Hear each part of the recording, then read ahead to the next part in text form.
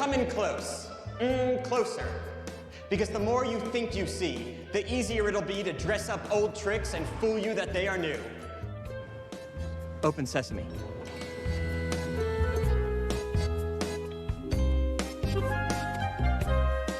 There's something about seeing magic with your very own eyes that is so astounding, and it's really hard to translate that to screen. What's the trick?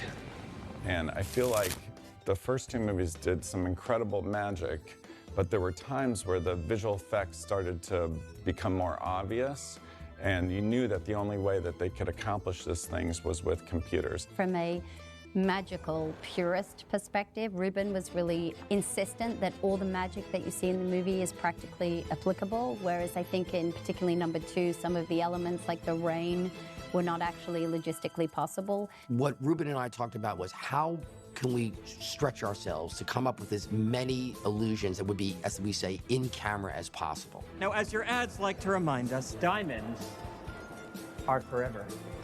And so that was sort of one of our guiding lights, which is how can we make as much of the illusions in camera? Because I feel like that authenticity, hopefully, will allow the audience to feel as if they've gone to a magic show and that they are seeing things unfold right before their very own eyes. I feel like that's Ruben's main priority in this movie, is having 99% of everything be practical, and he wants all the actors to know what they're doing and to have their magic tricks on lock, which I really respect. And I mean, I think personally, and I hope society still believes that real stuff is more fascinating and enjoyable to watch than just a bunch of computer-generated stuff. It's because with special effects, you can do anything now. And so it's very hard to surprise an audience. It's very hard to create a sense of awe, a sense of mystery with an audience.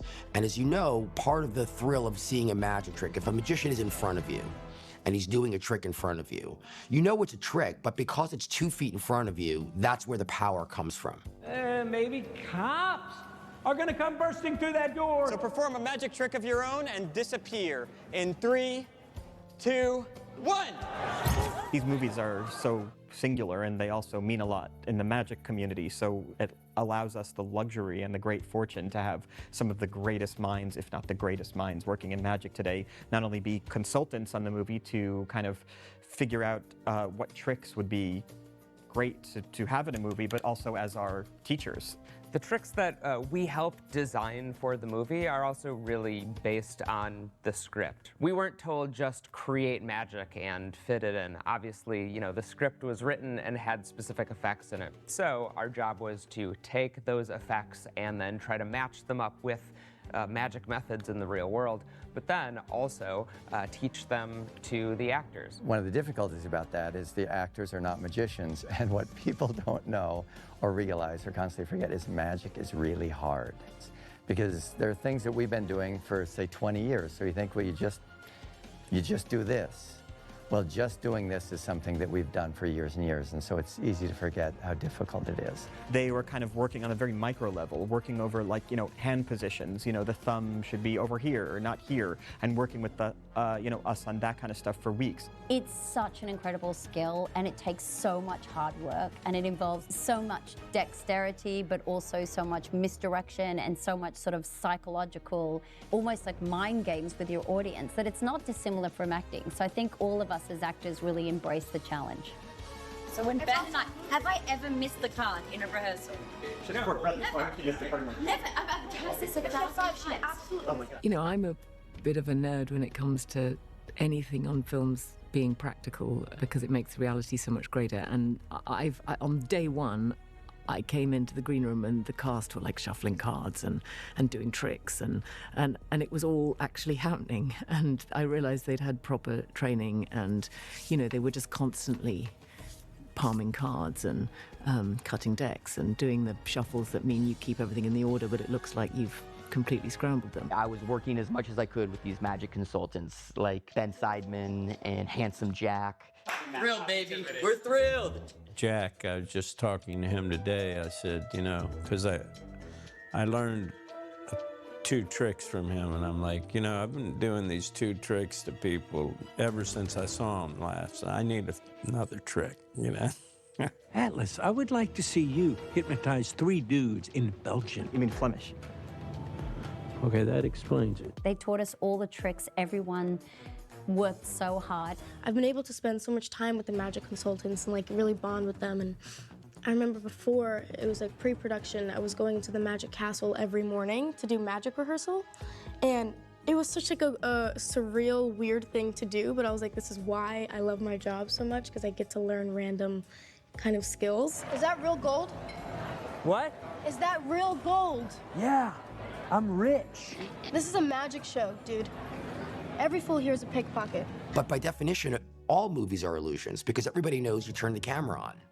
So, you know, making a rabbit disappear out of a hat on a movie doesn't necessarily have power because they go, well, you put the rabbit in the hat and then you turn the camera off and then you took the rabbit out and then you turn the camera back on. It was important to me with a lot of the tricks to not have any edits in them so that they're shot in a continuous take or a oneer. Obviously, the biggest oneer is the magic battle at the chateau. Which is where basically the main cast, which is whatever, 7, 8 characters, all sort of try and one-up each other with magic tricks. And they've done it all in one shot. So it's a bunch of not very easy magic tricks to accomplish, done by people who are not professional magicians, all in one shot. And it was an incredible challenge. We're all in one shot. Everybody's meant to kind of show off to one another. It's really not for any progressing of plot, but it's like just a kind of a challenge that is issued from Jesse's character to Dom's character. Prove to me that you don't need a babysitter. Nailing it in one take is very complex and very difficult. So I worked with all of the actors individually to work on their specific choreography and the methods that they would be using. And then of course we put it all together, which was a big challenge. That shot, I think we did 19 takes or something before we actually got it all together in a sequence and successful.